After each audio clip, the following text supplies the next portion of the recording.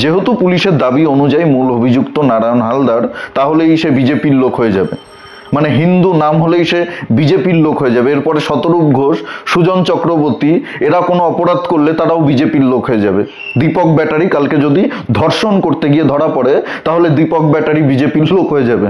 খবরওয়ালা সোমনাথ, সেও তো নামে হিন্দু, আসলে কি সেটা তো আমরা জানি না। গরু টরু খায়।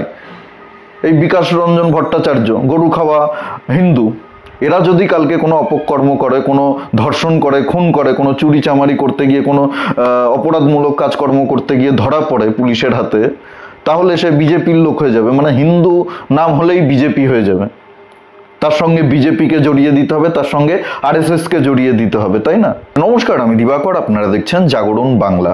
কাকদ্বীপে ওই কালী ঠাকুরের মূর্তি ভাঙার ঘটনায় নারায়ণ হালদার গ্রেপ্তার হওয়ার পর থেকেই তৃণমূল এবং সিপিএম এর ক্যাডাররা সোশ্যাল মিডিয়াতে প্রচার করতে শুরু করে দিয়েছিল যে নারায়ণ হালদার আসলে বিজেপির লোক, বিজেপির সঙ্গে জড়িত, বিজেপি যুব মোর্চার দায়িত্বে রয়েছে, আরএসএস করতো, আরএসএস এর সক্রিয় সদস্য। এই ধরনের প্রচার সোশ্যাল মিডিয়াতে শুরু করে দিয়েছিল। তৃণমূলের ক্যাডাররাও বলছিল যে নারায়ণ হালদার বিজেপির লোক, সিপিএম এর ক্যাডাররাও বলছিল যে নারায়ণ হালদার বিজেপির লোক।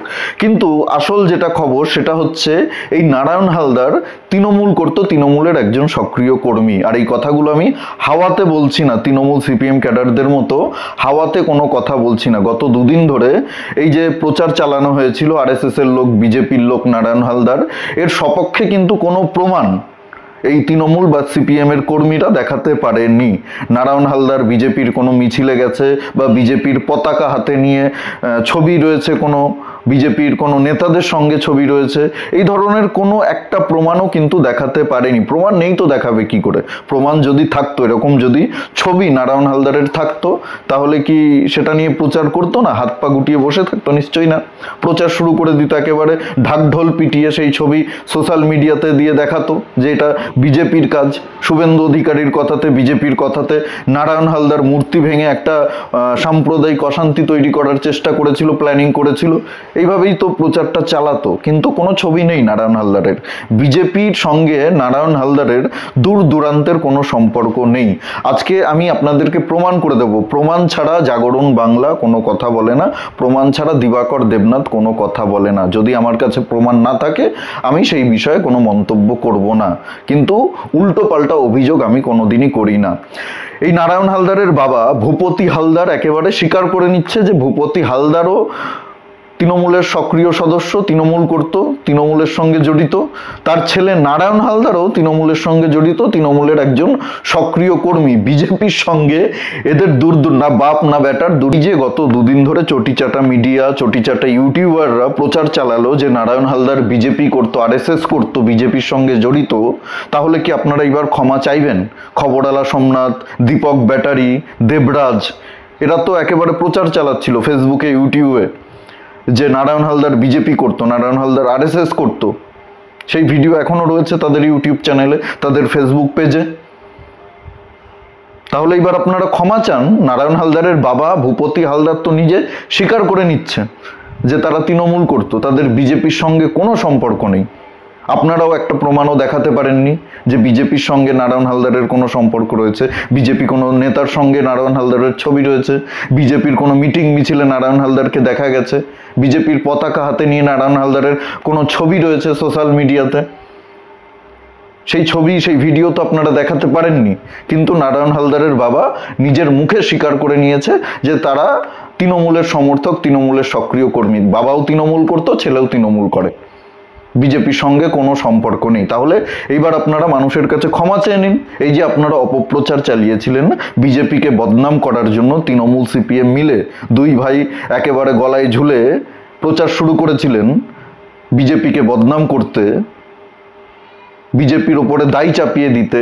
এইবার তো আপনাদের ক্ষমা চাওয়া উচিত। মানুষের সামনে এসে ক্ষমা চান যে আমরা ভুল করেছি, আমরা অপপ্রচার করেছি, আমাদের কাছে কোনো তথ্য প্রমাণ ছিল না নারায়ণ হালদার বিজেপি করতো, তা সত্ত্বেও আমরা প্রচার করেছি তৃণমূলের থেকে টাকা খেয়ে। বলুন, মানুষের সামনে স্বীকার করুন। যেহেতু পুলিশের দাবি অনুযায়ী মূল অভিযুক্ত নারায়ণ হালদার, তাহলেই সে বিজেপির লোক হয়ে যাবে। মানে হিন্দু নাম হলেই সে বিজেপির লোক হয়ে যাবে। এরপরে শতরূপ ঘোষ, সুজন চক্রবর্তী, এরা কোনো অপরাধ করলে তারাও বিজেপির লোক হয়ে যাবে। দীপক ব্যাটারি কালকে যদি ধর্ষণ করতে গিয়ে ধরা পড়ে, তাহলে দীপক ব্যাটারি বিজেপির লোক হয়ে যাবে। খবরওয়ালা সোমনাথ, সেও তো নামে হিন্দু, আসলে কি সেটা তো আমরা জানি না। গরু টরু খায়। এই বিকাশ রঞ্জন ভট্টাচার্য, গরু খাওয়া হিন্দু।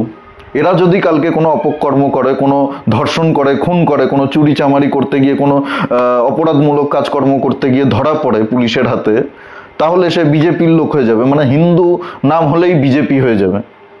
তার সঙ্গে বিজেপিকে জড়িয়ে দিতে হবে, তার সঙ্গে আরএসএসকে জড়িয়ে দিতে হবে, তাই না? আপনাদের এই নোংরা রাজনীতির খেলা মানুষ বুঝে গেছে।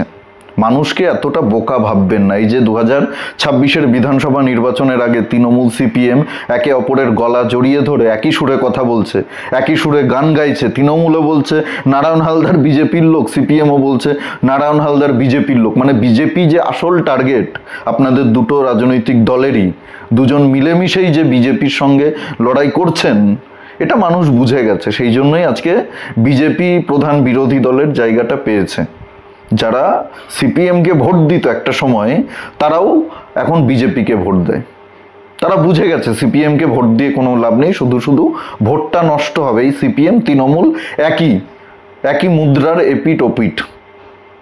তৃণমূল আছে তাই সিপিএম আছে, এটা মানুষ বুঝে গেছে। যতই ওই সেটিং বলে চিৎকার চেঁচামেচি করুন না কেন, মানুষকে খাওয়ানোর চেষ্টা করুন না কেন, আসল সেটিং যে মমতা বন্দ্যোপাধ্যায়ের সঙ্গে মোহাম্মদ সেলিমের হয়ে গেছে, সেটা মানুষ বুঝে গেছে।